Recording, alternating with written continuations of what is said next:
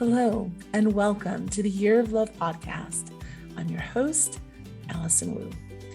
It's episode 19, and today we're going to talk about one powerful tool that has helped me manifest quite a bit of the life of my dreams. I'm not there yet completely. I think we're always a work in progress. But today we're going to talk about meditation. And how do you manifest this life of your dreams and a life that you can love with meditation? Now, if you were anything like me, you're saying to yourself, listen, I've tried meditation. I'm a super busy person. My mind is going fast all the time. I don't really have time for that. I'm going to ask you to really think about that and say, if you're not slowing down to really have a conscious life, what is your life really going to be about? I felt exactly the same way. I didn't think I could meditate. I tried. I bought tapes, I bought books, and it didn't work. And so I gave it up and I said, I'm just not one of those people who can do it. But you know what? A part of me kept going. So I wanted to share with you a number of tips, tricks, tools I've used that has made a tremendous difference. I've been on this path since the late 80s. And I didn't think that it would work, but this is a little bit like if you've ever learned how to swim, there's this one moment where you don't know how to swim. And then you learn about all the different, details of holding your breath and your balance and the strokes and all of those things. And there's one moment where all of it kicks in and just you are a swimmer. It's kind of the same thing with meditation. So today I wanted to share a little bit of just demystifying this whole process. Okay, so first of all, let's just demystify the fact that there is not one meditation path. There are many, many different types of meditation. There are some that are more internal, there are some that are more collaborative, and there are some that are more active. So on the internal ones, there are meditations where you simply close your eyes, go within, and focus on your breath, right? And you breathe in and you breathe out, and you can slow it down and you can count different numbers, but you're just focusing on the breath. That is a great way to just slow down the mind. There's also one where you literally just close your eyes and you're in stillness. And usually the big thing that happens there, why people usually say they can't do that, is the moment you close your eyes, the moment you start thinking about, oh my gosh, my friend's birthday is next week. Why did my boss say that to me? Did I pay the light bill? There's all these thoughts that keep coming up. I think the biggest thing to understand is the mind has thoughts. It can't stop. It's like the ocean and waves.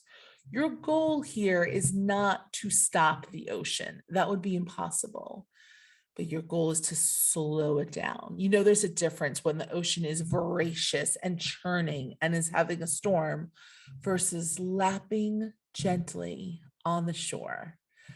That's what you're looking for here. The quality of your mind should be more like lapping waves, kissing the shore. That's it. And there's more musical ones where you can listen to a piece of inspired music, whether it's Beethoven or Mozart or Bach or something more upbeat. There's also chanting. There's also a lot of Tibetan chanting that was very popular a number of years ago. That can induce you into a state. And then there's the more active ones. And this could be anything.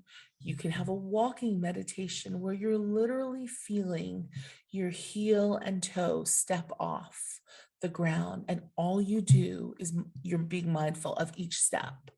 There's eating meditations where you are looking at the food you're eating, smelling it, sensing it, and tasting it with each chew. You're actually paying attention to how that food feels in your mouth as you chew.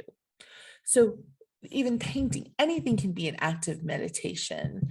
It's something that you do that you're very focused on, and the goal is to still the mind. I'm sure there have been times when you've been working on anything. It could be anything from painting to Lego to cooking, and you're so absorbed by it that you lose complete track of time. That is a meditative state. So recognize that Entering into meditation actually can be a lot simpler if you break it down. But why go through all of that? What are the benefits? Well, we've all heard that scientists have told us, right, that when we slow our mind down, that we're all calmer and less stressed. And who couldn't do with less stress these days, right? Turn on the news, you turn on your phone, and there's enough to make you more stressful. Finding ways to relax, even if just for 30 seconds, even if it's in between meetings in a busy day, picking up your kids from carpool, you know, anything that stresses us out in modern life, you can take a moment to tune in and meditate. For me, the biggest benefit has been it actually gives you room to hear your soul. Now, I think we all have these inklings sometimes that kind of pass by faintly. And you're like, oh, I should pay attention to that. You know, that little voice that's in the back of your head.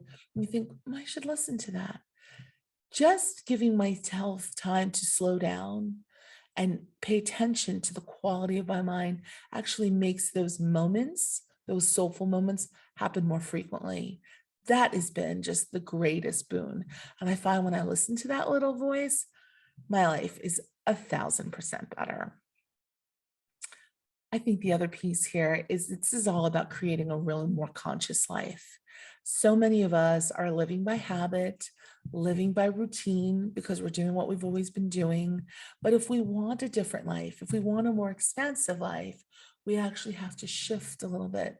And meditation is one of those moments that can help us do this.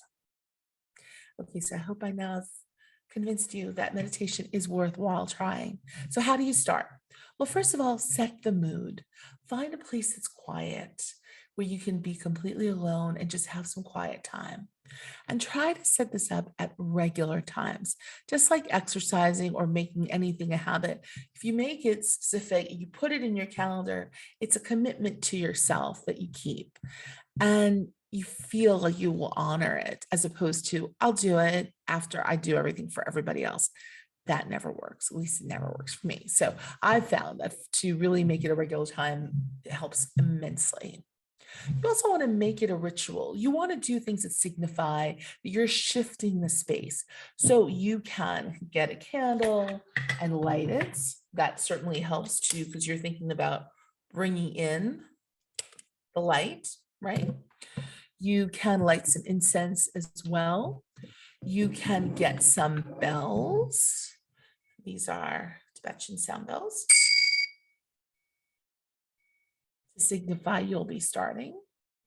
For myself, I actually really like having a prayer shawl, something made of wool or silk that I put around me, not only because I get a little cold when I meditate, but also because having the natural fiber just helps me connect and actually diminishes some of the interference that's around there.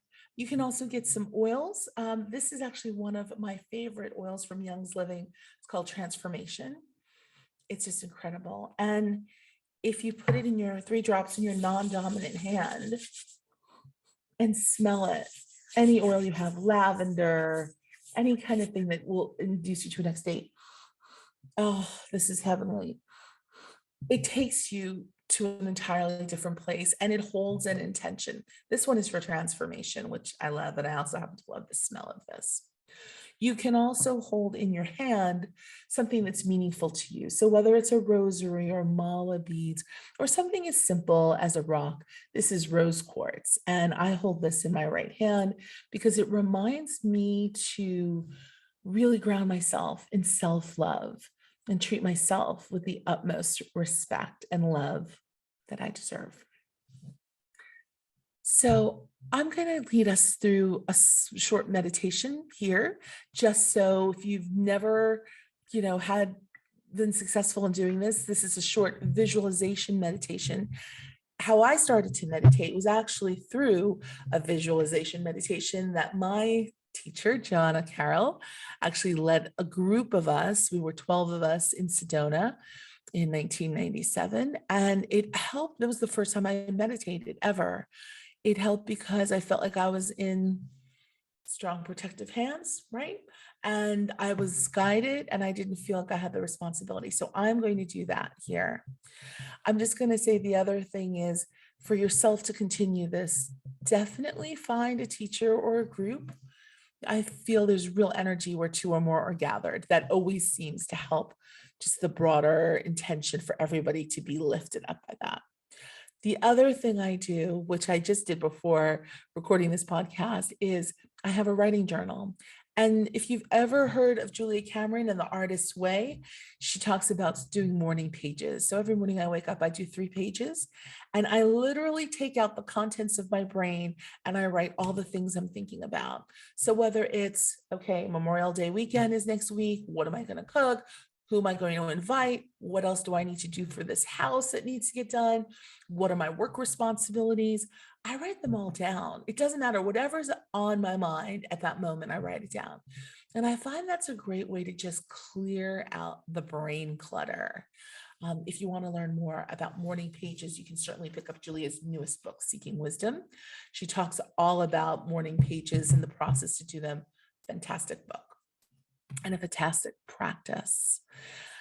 So now that we've cleared our minds and cleared the way for the intention, let's start.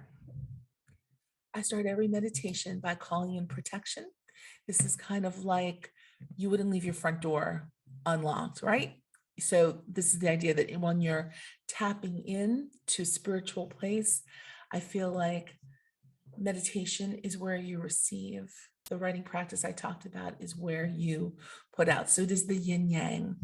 You want to protect yourself because there's all kinds of energies in the world. So I just call in, my protection guides and ask them to surround and protect us with white light so that no negative energy can impinge upon us. I call in my higher power. Feel free to call in whomever is someone you respect and revere and pray to. And then I give thanks for creating this space so that we may all convene together. Let's close our eyes. And when we close our eyes, we recognize we're shifting inwards. Let's take 3 deep breaths. Breathe in love. Hold. Release. Breathe out all fear. Breathe in love. Hold. Release. Breathe out all of our limitations. Breathe in love. Hold and release.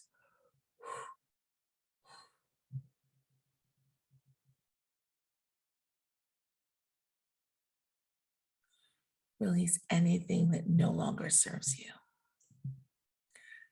I do like to do 3 ohms here, just to chant. Om is the essence, is the sound of the universe. And I like to align myself and be one with it. So we'll do 3 ohms. Breathe in. Om.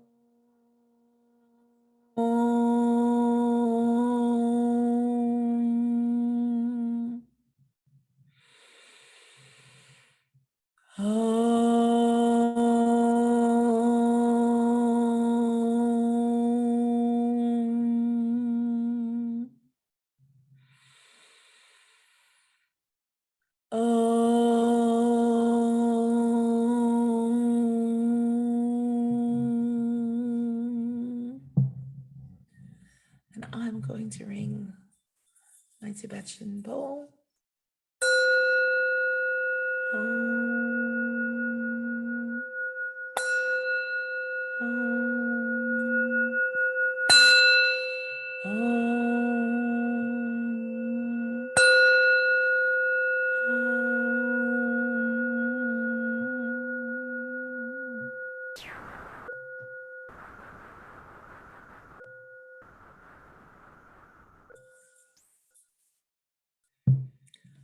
With our eyes closed, imagine a beautiful, brilliant white light like a diamond sparkling in front of your third eye.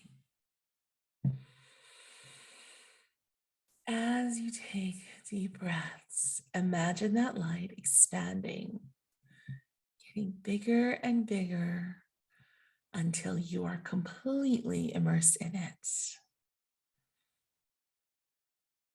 Feel that warm bubble, feel that warm glow inside of it. As that bubble starts to lift up, up, up through the ceiling, through the roof of your home, into the sky, up, up, up, up, up, floating higher and higher into the clouds, into the blue sky, right to the edge of the universe. Up, up, up, up, up. Imagine being able to see the planet beneath you. We share a prayer for its Thanksgiving and for love to be the light of the world. And we float up, up, up, up, up into the center of the universe, higher and higher. And as we look up to the light, we can see ourselves emerge in this beautiful garden, lush green forest, huge leaves. A light breeze passes by us, and we can hear the sound of a waterfall. Let's take our seat in the grass as we listen to the water.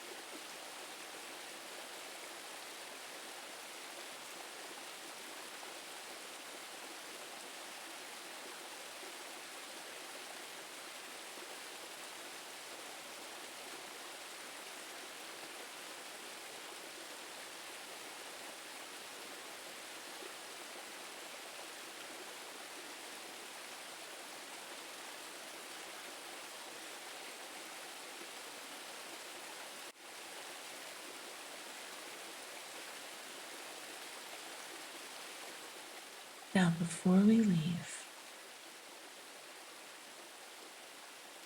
let us ask our guides, teachers, our higher self, what is the intention for this week?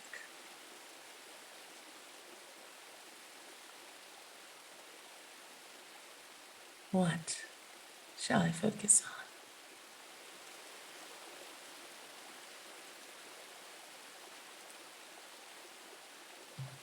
We are thankful to have had this time. We leave the waterfall area, walk back on the path, step into the brilliant white light that we were in, surround ourselves in the bubble, And we feel ourselves float down, down, down, down, down, softly through the galaxy, back to our homes, floating down, down, down, down, down, through the sky, through the clouds, down, down, down, down, down, through the roof, through the floor, through the ceiling, into our bodies, down, down, down. Wiggle your toes, wiggle your hands. We're going to take 3 deep breaths here.